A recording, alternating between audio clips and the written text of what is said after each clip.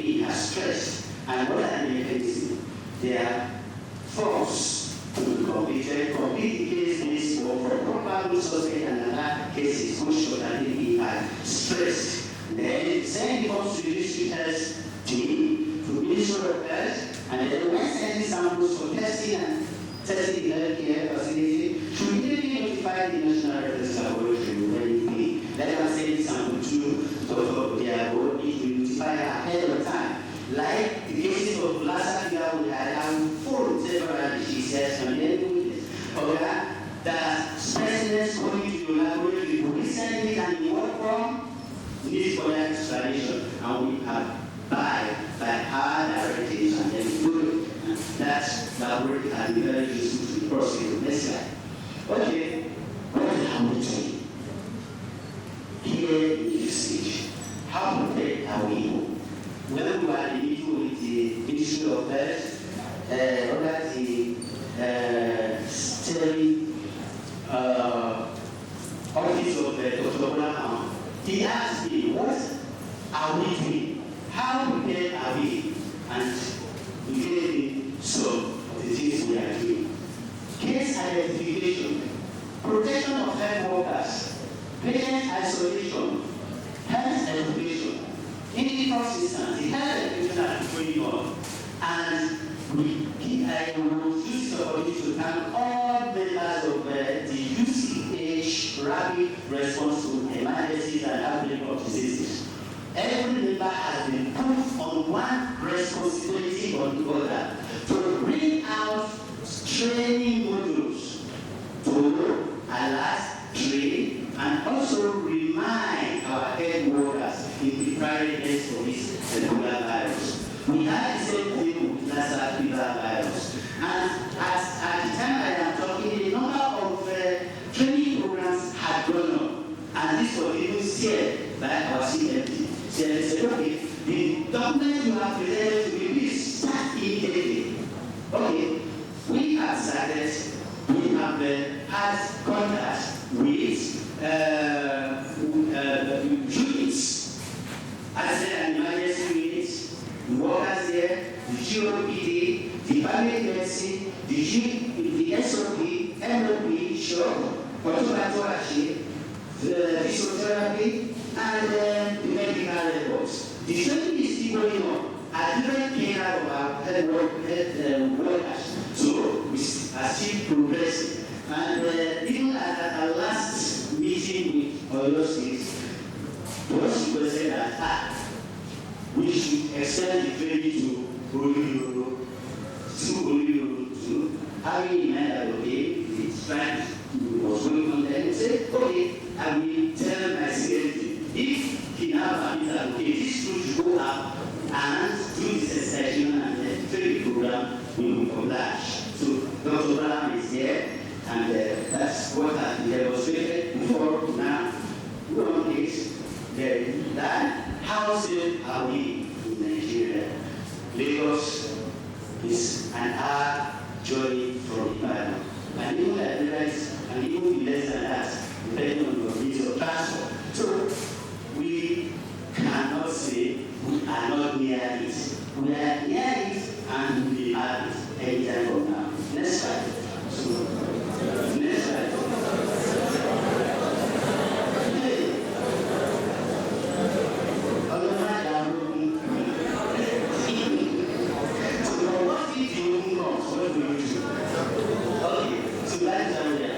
So one of the things that we did is to have enlightenment posters stated as different purpose of entry. And these posters can demonstrate it like this. The one you have on this side, which is part of it, what is being put forward as the slide there, and you have another type, an extension of this one and the other word. We say, needed suspicion for Ebola fevers. We did not narrow it down only to Ebola virus. Having in mind that okay, like clinical presentation, they same way. Or we even need other hemorrhagic diseases. So the one in red are the early presentations, while the ones in black are the late presentations. You have one persistent gap of 1-2 weeks after antimalarial or antibiotics have proved ineffective. Then contact with someone that died bleeding from any side. Headache, cough, sore throat, generalized muscle pain, etc. and antibodies in there. And then go to item number 10 there, conjunctivitis, no, go back please. Conjunctivitis, swelling in the neck, sustained, what is that? Spontaneous abortion, bleeding from orifices, and coma, seizures, jaundice, anemia, persistent hypertension, and shock, which when shock comes in getting the grave. So, what? Like you have it there, the other end, what action is to be taken? NP, the red indicates the major signs, while the black indicates the late signs. What are the actions to be taken as laid down presently in our institution? Is that you should isolate clients immediately. Then you should take blood sample for virus screening and fill the laboratory form with red ink. Not red pen, we are saying red ink. In this, you saw the demonstration by Mr. Olatude's team. There was a red disposal bag which sends signal to the person, to other people, that that is danger. So, the primary contact with the patient may identify the danger. But you are taking blood specimen, this sent to the laboratory, either to isolate the virus or for other purposes, blood sugar, ANU, other parameters.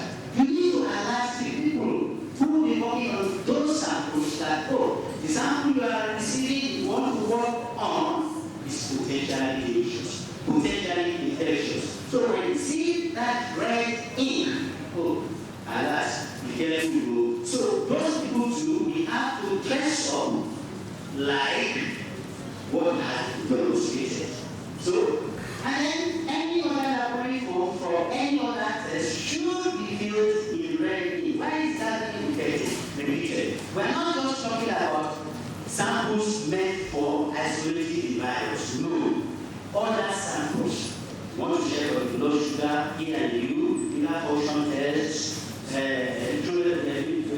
what's it called? Hematological studies, etc. So they will be alert. You must protect them too.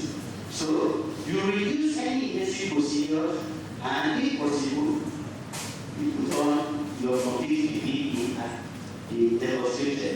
Continuous management while awaiting viral results. Contact any response team, which contact addresses or contact phone numbers are enumerated there. Next slide. So, thank God we have a proactive CLG. And thanks to my colleague, Mr. Fashino. So when we discussed about it, it was an emergency meeting. What do we do? The first time this came up, I went to our CMA. Oh, okay, this is the calling up. What do we do? You remember the last time we were talking about that Iraqi fever? We went to the potential base to use as an isolation ward. We knew that the campus was not ready, I was not suited for that function. So what do we do? We now put in an idea. We have only, why not think of a late shift test like it is done in other countries? So we now went back, ruminated over it, consulted other members of the team and said, this is what Program suggested. Can we expatiate on this? And we did. And I said, okay, we had the meeting the following day. I told Mr. Fashino, I I don't know how to get to that. Tell me about this, that this is budget. I don't know. Whether it's just in Oga's house, I don't know. But the morning lady came and told me that Oga said, give me another 3 days. We will start work on it. Lo and behold, we started say identify the place. The pressure control team walked around the compound here and we said, okay, look at this space. At the gate, very close to the gate, the entry to asset and emergency room, unit. Any patient coming in can come in through here. Instead of going to asset and emergency unit, you can just have a place there. Okay, we identify, we put it back to CLG. Okay, fine, this is good. Go and go, second the work started. And that is control and control. Am I rather than that? Thank you very much. Next slide. The different stages. Next slide. Next slide. Next slide. Is it doing something? Is it doing something? Yes. Okay. According to your design, I think it's being followed up so that it will be okay. Then, Dr. Brown said, okay, almost everything up to you, UCH, as the decision that you get was out. How long is out? Let's see some of our patients or hear about our UCH president. Our university president. Say, what are we doing? What? I told your guy I started something. Okay. Then he came yesterday, walked around, said, this is beautiful. Said, you tell the commissioner of health that this you can have the breathing place, you can have this. Then this is what has been going on, and I see some community once again without members of the community. Thank you very much. Okay, so monkey and sheep.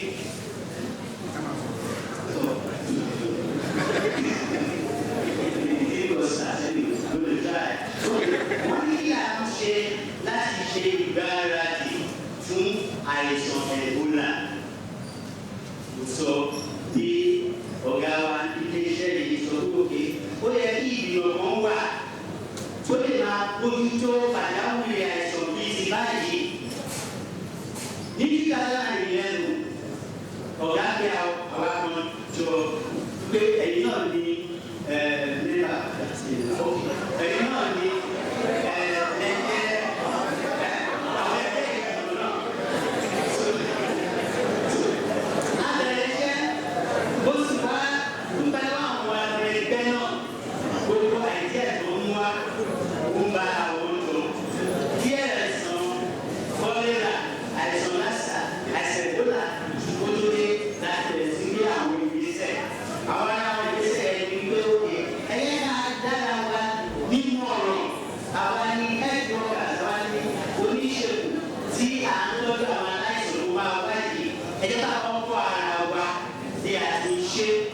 so that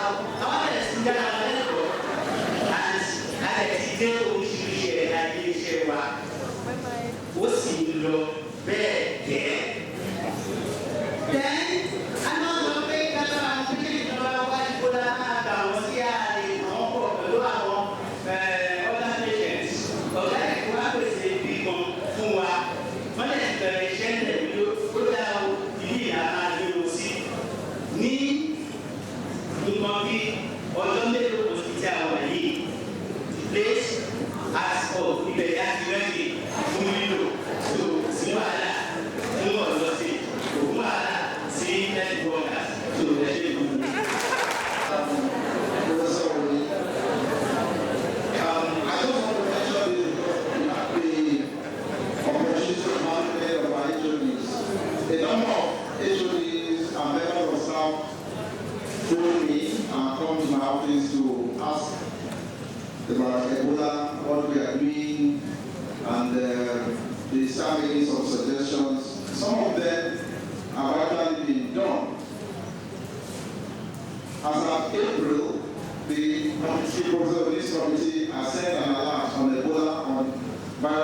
sporadic fevers.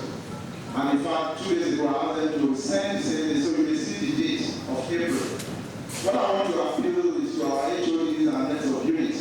When you receive documents like that from management, can they send it to all members? Actually, it's written there, all HODs for all members of staff.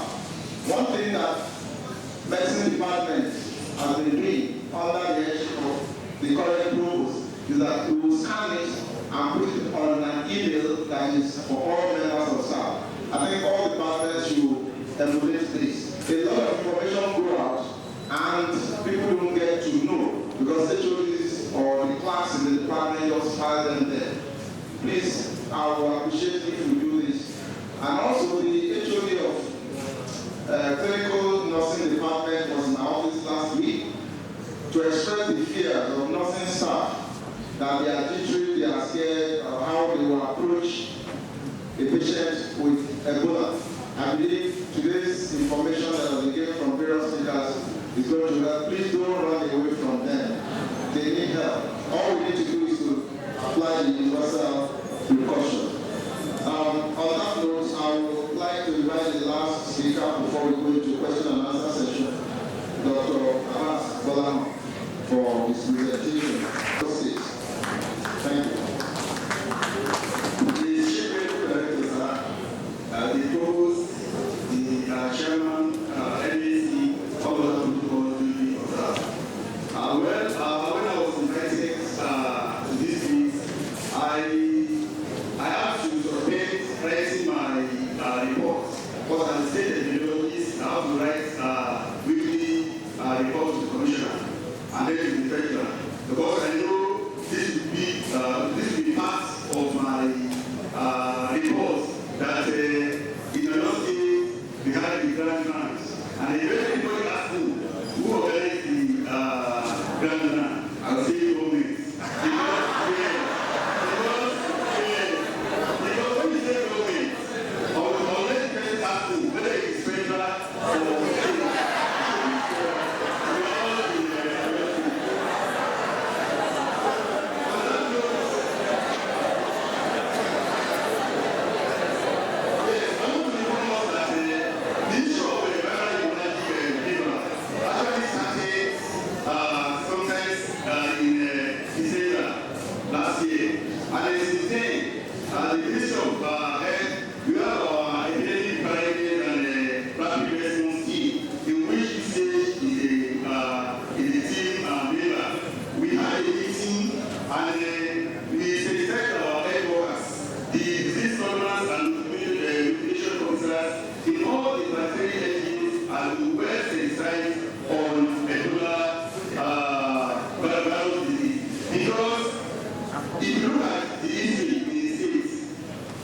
since 2012, we had about 4 cases of Lassa fever. In 2013, we had a case in Nuju that this month it was a Lassa fever. Until the result came and it was an antivirus. And it affected the GOI on students that did his project on rats. And you know, antivirus too is transmitted through rats. And this year, one of our doctors working in the University of Manitoba has Lassa fever. You know, the majority of the Lassa fever cases that we have in this country usually through surgical intervention. The surgeons, the gynecologists, they are more exposed to this because the operated patients that they suspected had acute appendicitis. From that, they had the virus. The patient died within a week after surgery, was bleeding from, all the skin and whatever. Because you know the patient was brought to a, although he did not die, he went home with a complication. And I want to implore all of us here as health workers, please let us take care. I do imagine all of us in our hospital wearing PPE. That is not possible and it's not visible. For all of us, anytime we want to see any patient, if it's not compulsory, we must put on PPE. What is advised is standard universal precautions. If you want to examine any patient, you want to draw blood, take all the necessary precautions because you don't know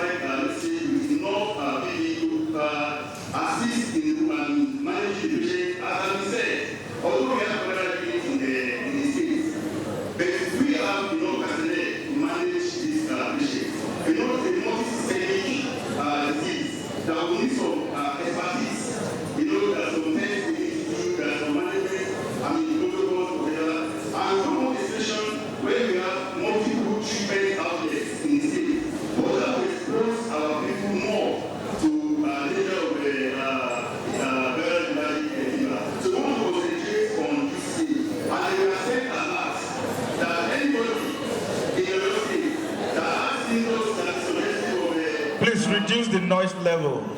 Please. That is subjective or very fever, they should be sent in the nearest health facilities. The facilities will contact us. We have 4 ambulances that are ready now, and we have trained our people because it's not only the nurses or doctors, even drivers to be exposed. And we have told them, we have trained them on how to manage patients and how to take care of themselves, so that they do not expose themselves to the infection. So we're going to transport those patients from wherever they are to UCA.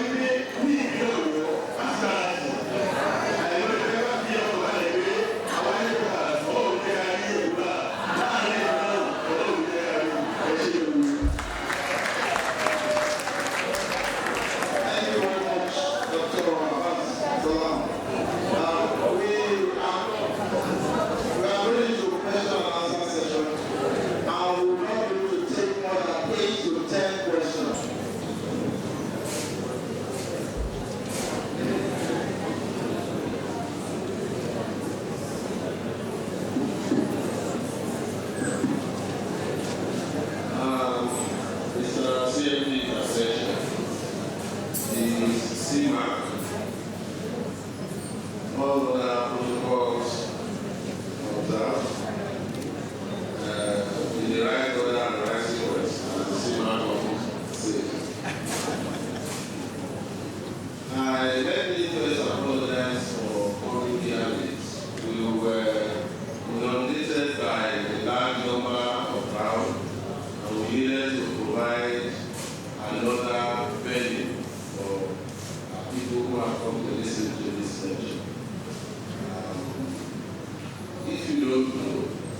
that hall is as full as here, if not more.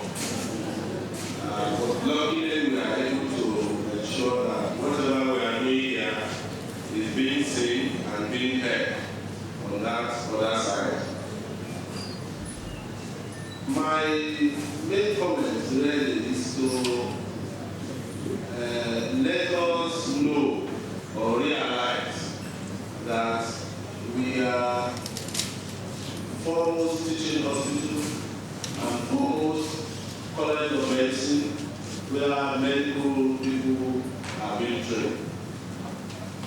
And if indeed we are the flagship in Nigeria, then the whole of the country looks up to us. So I wasn't surprised when Dr. Ebola was saying we move everybody to this stage. You'll be surprised that you can move people from Lagos or Kwara or because we are UCH and we are University of. And so we as workers here must be prepared. We cannot afford to deny our name and heritage. After all, we are fond of saying we are best and best. So this is not the time to relax us.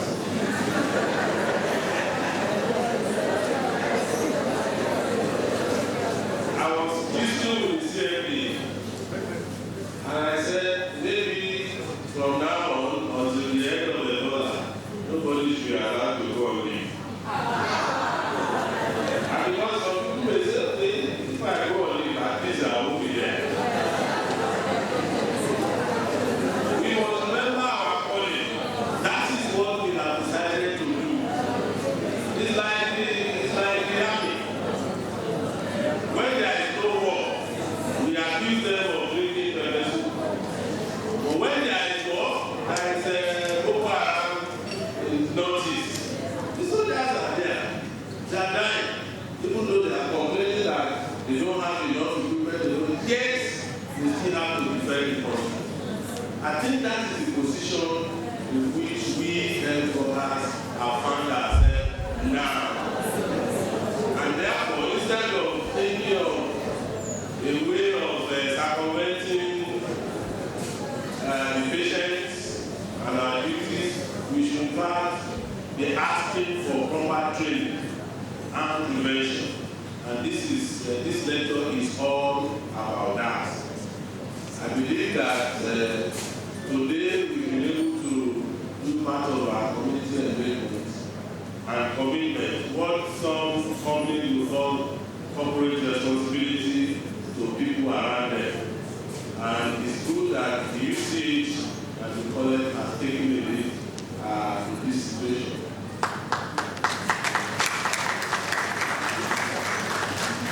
It will be wishful thinking to say that it will not come or it may not come. Let me say it may not come. It will be wishful thinking.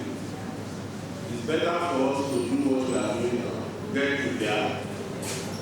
Maybe pray in the corner of our mind or heart that it does not come, but also believe that it may come. So that when it comes, we will be able to approach it appropriately. I believe the CMP is doing everything in its capacity to make the hospital ready for it. We have a very fine, world-class, WHO recognized virology lab and department. So we don't have a problem making diagnosis of any of these viral. All we need to do as health workers is to be able to suspect based on all the knowledge that we have learned here today. And once we are able to do that, bring in the virologists, take the sample, make the diagnosis, and then whatever we are able to do. There is no treatment, but supporting treatment that we can give, we should be able to give that. I hope that it will not come, and I pray that it doesn't come. Thank you very much. The provost to speak in Yoruba.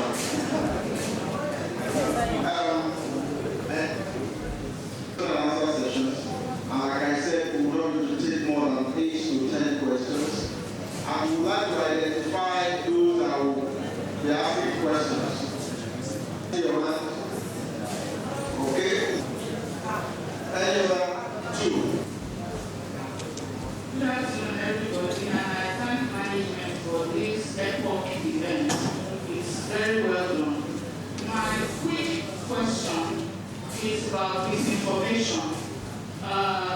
Currently, there are some people saying that they have not been eating fruits ever since Ebola started. And I think I'm directing it to the representative of government to please help us disseminate the right information. The reservoir is the fruit bat, not the fruit.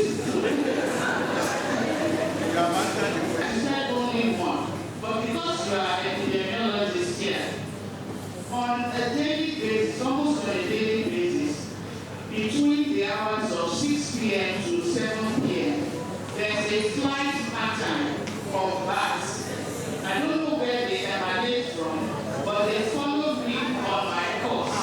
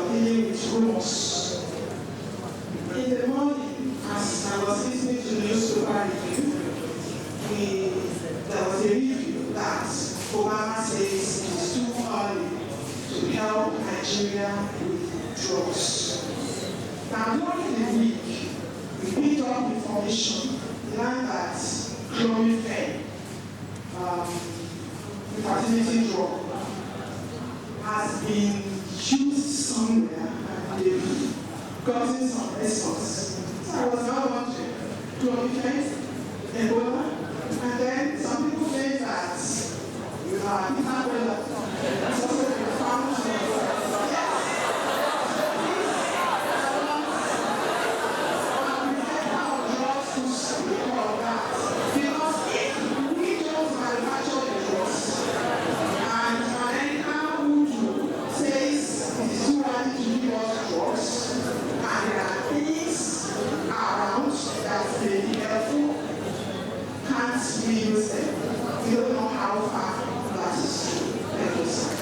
Next, please. Thank you. I learned Orokpo is no longer available in Lagos.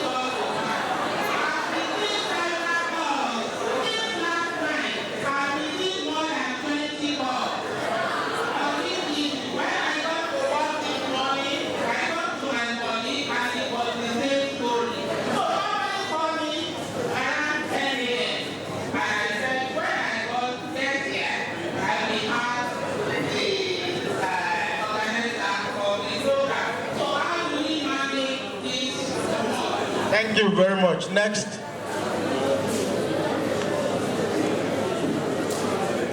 Good afternoon, everyone. I'm pleased to stand on the existing protocol. I'm speaking on behalf of the medical students. My question is, from all the presentation, we didn't hear anything about the medical students saying UCH staff and the rest. So my question is, we medical students, how are we possibly going to be affected?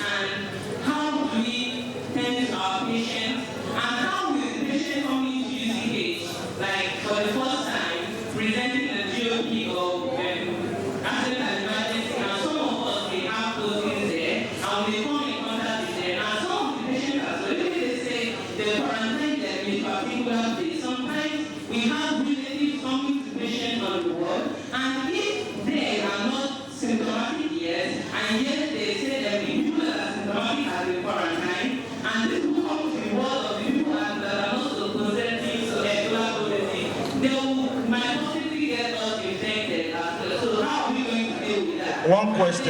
One question. No, one question. Next. Thank you. Others will ask. Please don't thank anybody, don't greet anybody, don't follow protocol. Just, my question is...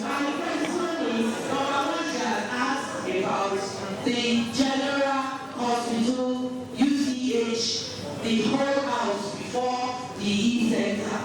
The next question I have, my primary question is, nurses in UCH are being denied consumables. How are we going to protect ourselves? We give one packet of blood in 30 days to the Thank you very much. You've asked the question. Next.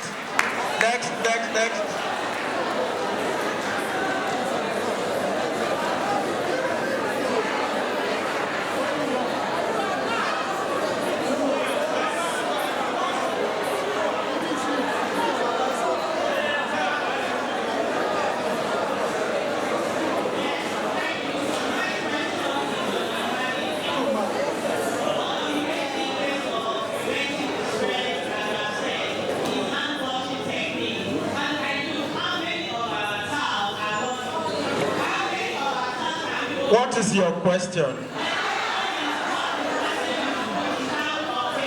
Water available. Thank you. And so, thank you very much. Next.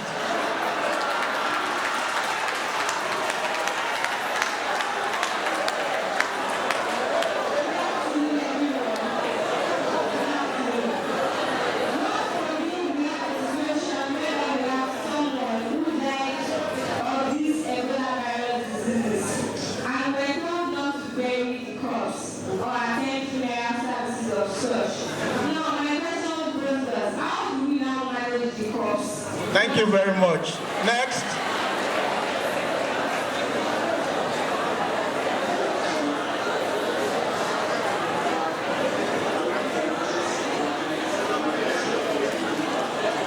Don't observe any protocol. Question.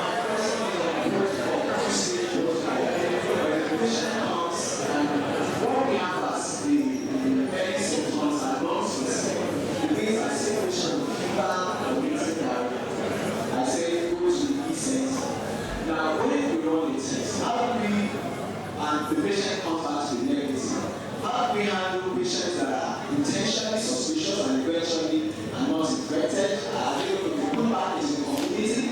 Even though they have been exposed to one or two patients who will eventually lost. Thank you very much. Next.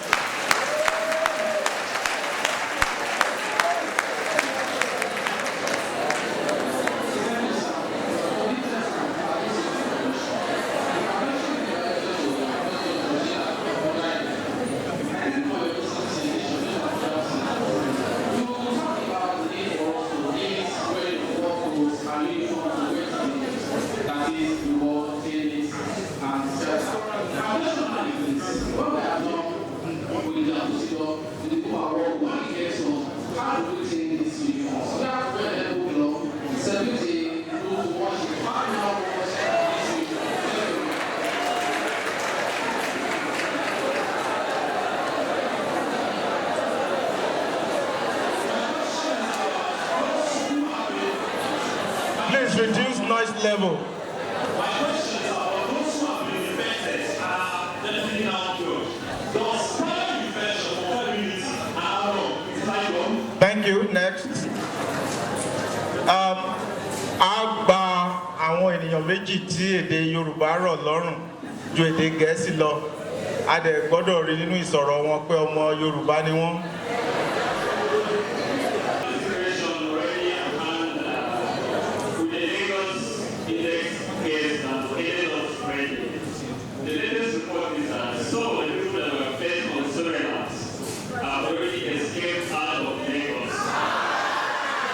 Your question, please.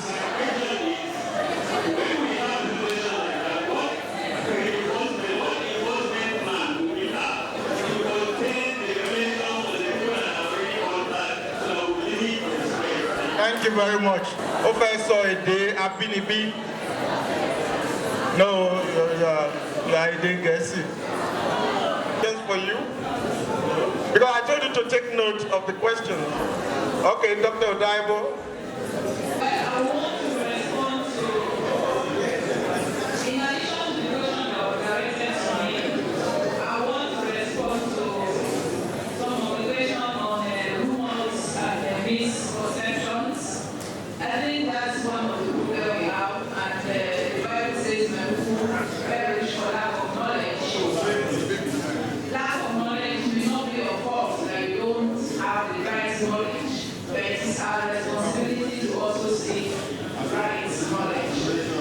The issue about salt, I also got many calls this morning from different states. The first call came from Kogi State, another call came from Imo State, another call came from Lagos, another one came from East.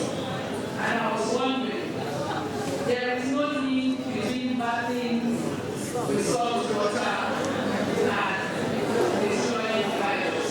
There is no link at all. And I think that is where this information that is being put out should be corrected. We already know that these rumors are going out, and it's been nice to bring out counter information so that people will know the right thing to do. Then the question on lab coats and uniforms. Actually, while I sat there and I saw nurses in their uniforms, I also thought these are the same clothes they wore before. And if you've been exposed to a patient who moved out of it, uniform is the word of lab coats. It's not something that is really full of. So what do we do? I think it's time for us to think of wearing something white. Something that you can put up. You can use a lot what goes white so that when you are leaving the world, then you can take that out. As for washing and sterilizing our ward coats and lab coats, I don't think it's something we should do at home.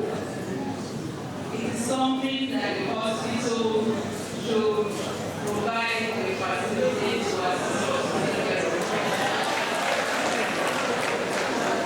Because in the process of transporting the lab or ward coats from the hospital to the house, a lot of things are actually happening. So I think it is prepared that some area or the hospital make arrangements that how these ward coats and lab coats will be taken care of. Then I didn't talk about how specimen will be transported, because that's very, very important. How specimen will be transported from the isolation ward or any ward to the laboratory.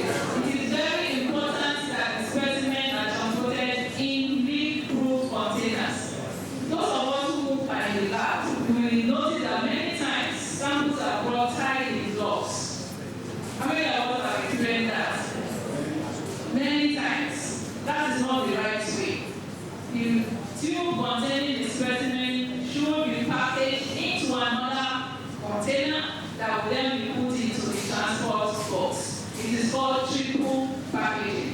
I think the hospital should also arrange for us to have such packages so that the samples can be transported properly. Thank you. Question for you. Let me say that rumor management is a very important aspect of response to any endemic or pandemic. If you don't have a rumor management committee yet at the state level, this is the time to have it. For example, I have something on my iPad there. I will show the CMD and the CMAC. People are signing some across Nigerians, they are gone viral. When they heard about the fact that they were texting messages that you have to base on salt and water, some piece of guys put their key inside a pot.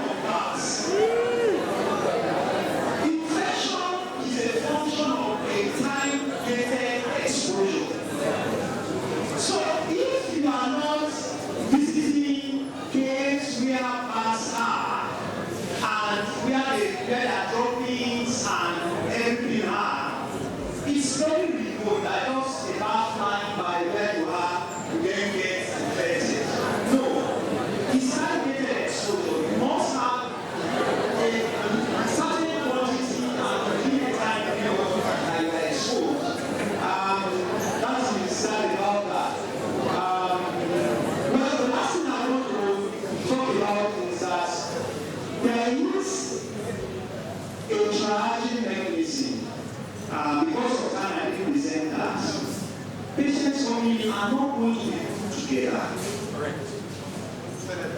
They are going to triage probable case, suspected, criminal, and not those sides. They are based on risk profiles. And CDC have a perfect guideline on that, which I'm sure that my boss in Greco already has, and is going to be deployed. Okay? So I think those are the questions that I want to answer for now. Alerts and all the information on our website for our staff that are able to be present here. I also want to make an appeal to businessmen because the press is here. We were in Lagos yesterday, and some of the people who had the issue together told us that a number of things used to curtail the spread of Ebola is becoming difficult to get, and the price is increasing. He particularly said the cost of gloves has gone up, masks, and all those things. I think this will be catalyst to catching the negative way of this kind of incident. So the press that is here, please help us disseminate this information that our businessmen should not capitalize on this unfortunate incident to make more money.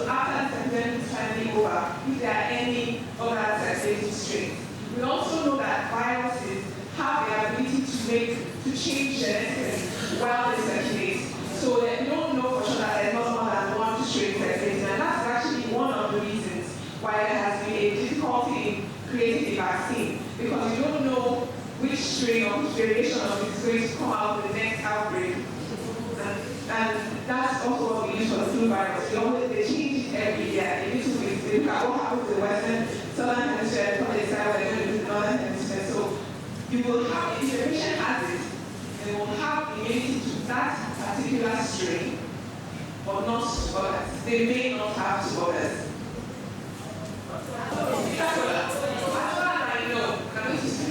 As far as I know, Ebola does not cure Ebola. Eating fruits, not eating fruits.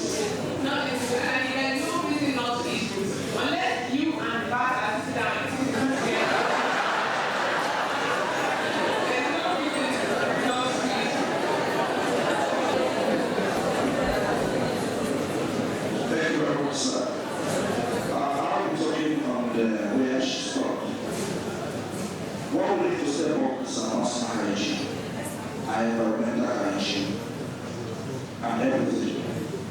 Even if you are going to eat the fruit with the bath, please make sure you wash it and you wash it thoroughly. And that saves you. Yes, because whether we like it or not, we don't want to move from infected problem to nutritional problems.